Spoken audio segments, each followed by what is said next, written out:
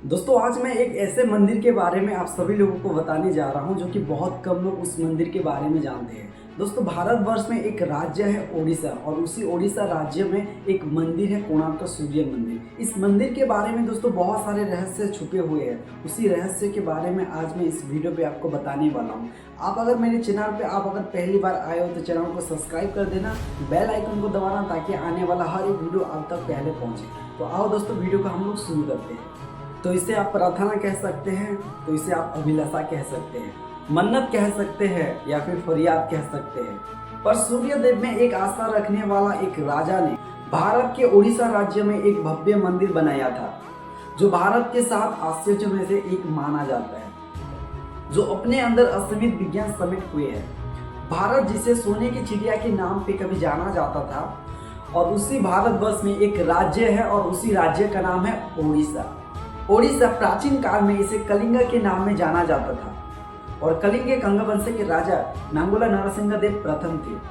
और कहा जाता है कि 18 साल की उम्र में काकतीय के साम्राज्य के शक्तिशाली राजा से गणपति के साथ युद्ध लड़ने के लिए वो गए थे और करीब 3 साल तक वो युद्ध लड़ रहे थे। और युद्ध में गणपति को पराजित कर नरसिंहदेव बहुत सारे धन संपत्ति के साथ वो अपने घर लौट रहे थे और तब राज्य में उनके भव्य स्वागत की तैयारी चल रहा था। राजमाता कस्तूरी देवी पुत्र की वीरता से वो बहुत प्रसन्न थे और अपने पुत्र से भावुक होकर उन्होंने कहा, तुम्हारे पिता शंखक्षेत्रपुरी में उन्होंने भगवान जगन्नाथ जी का एक भव्य मंदिर बनाया है, पर मैं चाहती हूँ कि तुम उससे भी भव्य मंदिर और विशाल सूर्य मंदिर कोणार्क में आप बनाओ। नरसिंहदेव ने अपनी माता से पूछा कि सूर्य मंदिर ही क्यों और कोणार्क में किस लिए। माता ने अपने पुत्र का सवाल का जवाब देते हुए कहा कि भगवान श्री कृष्ण जी का पुत्र सांबा बड़े ही सुंदर और सुकुमार थे और वो हमेशा नारद जी को तंग करते थे। परंतु एक बार नारद जी ने सांबा को सबक सिखाने के लिए उन्होंने एक योजना की और नारद जी ने सांबा का उनके शरीर की बहुत तारीफ की और गोपियों के साथ जल क्रीड़ा करने के लिए उन्होंने उत्साहिया। और दूसरी तरफ भगवान श्री कृष्ण जी के पास जाके उन्होंने कहा कि सांबा अपने मां समान गोपियों के साथ वो जल क्रीड़ा कर रहा है। और तुरंत श्री कृष्ण भगवान गुस्से में आके अपने बेटे को श्राप देते हुए कहा कि जिस सुंदर शरीर के लिए तुम्हारा इतना जो गुरूर है वो शरीर तुरंत नष्ट हो जाएगा। और उसी श्राप के कारण दोस्तों श्री कृष्ण भगवान के बेटे को सांबा को कुष्ठ रोग हो जाता है और माता जामुमती को जब इस बारे में पता चलता है तो वो अत्यंत क्रोधित हो जाते हैं और वो सोचते हैं कि पिता के श्राप के कारण अपने पुत्र की ये दुर्दशा हुई है। और सभी रानियां क्रोधित हो जाती है और नारद जी को बुलाया जाता है। नारद जी ने रोग का निवारण बताते हुए कहा कि सूरज की पहली किरण उत्तर देश के कुएं में पड़ता है जो कोणार्क के नाम से जाना जाता है। और नारद जी सांबा को अभी जाके सूर्य जी का आराधना करने के लिए उन्होंने कहा और तभी जाके सांबा इस श्राप से मुक्त हो सकते हैं। बहुत ही कठिन और लंबी यात्रा के बाद सांबा कोणार्क के चंद्रभागा नदी में पहुंचते हैं। सांबा खाना पीना छोड़ के 12 साल तक वो सूर्यदेव की पूजा करते थे और तपस्या करते थे और 12 साल के बाद सूर्यदेव ये सभी से प्रसन्न होकर सांबा को दर्शन देते हैं और सांबा को रोग से मुक्त होने का वरदान देते हैं। स्नान के बाद सांबा जब नदी से बाहर आते हैं तो वो अपने आप को देखते हैं कि वो कुष्ठ रोग से मुक्त हो चुकी है और उनके हाथों में एक छोटा सा पत्थर होता है। उनके सुंदर और सुकुमार शरीर को देख के अनुचर बहुत प्रसन्न होते हैं और कहा जाता है कि सांबा ने उस पत्थर को वहां पे स्थापित करके एक छोटा सा मंदिर बनाए थे। पर जब उनको पता चला कि सूर्यदेव की पूजा की विधि विधान यहाँ पे किसी को भी पता नहीं है तब वो सोच में पड़ गए और फिर से सांबा सूर्यदेव के ध्यान में बैठ गए और सूर्यदेव पुनः प्रकट होकर सांबा को बताते हुए कहते हैं कि दूर पश्चिम के सके देश की माघा बावन सूर्य पूजा की विधि विधान के बारे में वो अच्छे से जानते हैं। और ये बात सुनते ही सांबा साक्य देश की तरफ निकल पड़े और जो आज का ईरान देश के नाम से जाना जाता है। महीने की लंबी यात्रा के बाद सांबा 18 माघा ब्राह्मण के परिवार के साथ वो कोणार्क लौटे। राजमाता कस्तूरी देवी नरसिंहदेव को बताते हुए कहा, विवाह के कई सालों तक जब मैं निसंतान थी और उसी सूर्य मंदिर में जाके जब मैं पूजा अर्चना की तो पुत्र के रूप में तू मुझे मिला। माता का ये बात सुन के नरसिंहदेव अपने माता को वचन देते हुए कहते हैं कि मैं दुनिया का सबसे भव्य और विशाल सूर्य मंदिर बनाऊंगा। सदाशिव सामंतराय महापात्र जो शिव संघ के नाम में लोकप्रिय थे, वो अपने सहयोगी विष्णु महाराणा के साथ मंदिर का प्रतिरूप बनाते हैं और राजा नरसिंहदेव के सामने प्रस्तुत करते हैं। राजा नरसिंहदेव मंदिर का प्रतिरूप को देख के वो अत्यंत प्रसन्न होते हैं और सभी को इस मंदिर को बनाने के लिए वो आदेश देते हैं।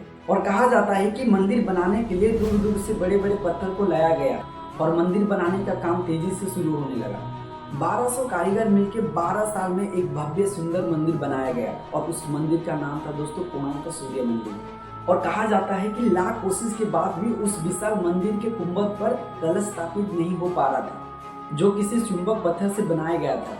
और दूसरी तरफ राजा नरसिंह देव ने आदेश दिया, कल रात्रि काल तक अगर इस कलश का स्थापित नहीं होता है तो सभी कारीगर का सर धड़ से अलग किया जाएगा।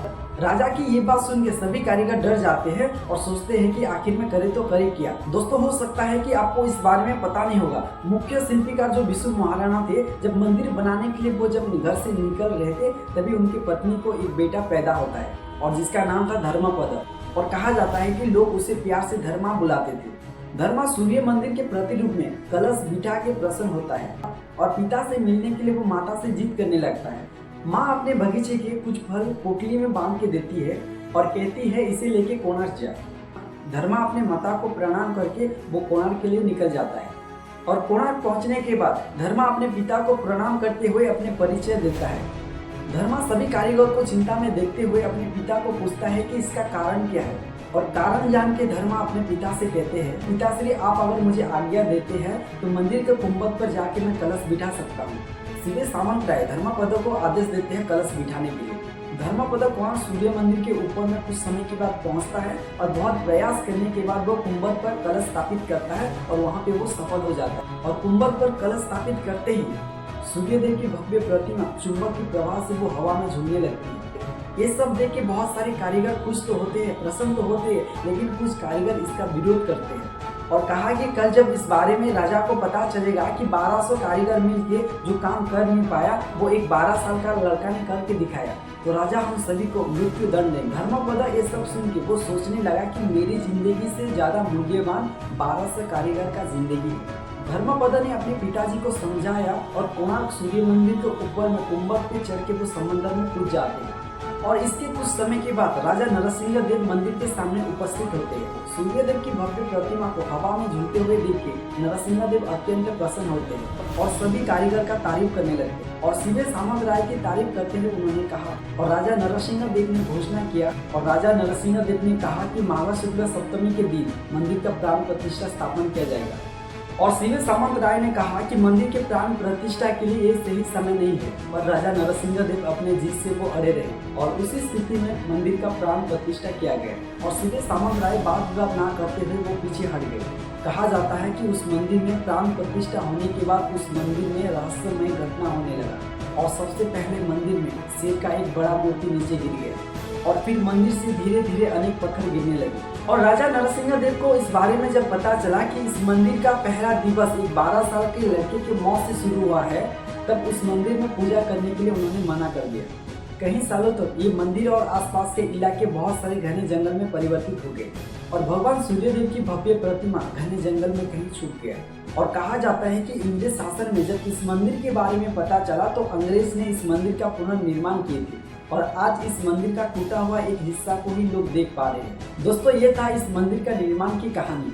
और इस मंदिर में एक 52 टन का एक चुंबकीय पत्थर लगाया गया था जो कोणार्क से गुजरते हुए जहाज को अपने तरफ खींच रहा था और इस चुंबक को हासिल करने के लिए बहुत सारे युद्ध भी हुआ था। दोस्तों, बहुत कोशिश और मेहनत के बाद मैंने ये वीडियो बनाया है और वीडियो कैसा लगा कमेंट पे जरूर बताना। और मेरे चैनल पे आप अगर पहली बार आए तो चैनल को सब्सक्राइब कर देना, बेल आइकन को दबाना ताकि आने वाला हर एक वीडियो आप तक पहले पहुंचे। तो मिलते हैं दोस्तों एक नए वीडियो पे। जय जगन्नाथ।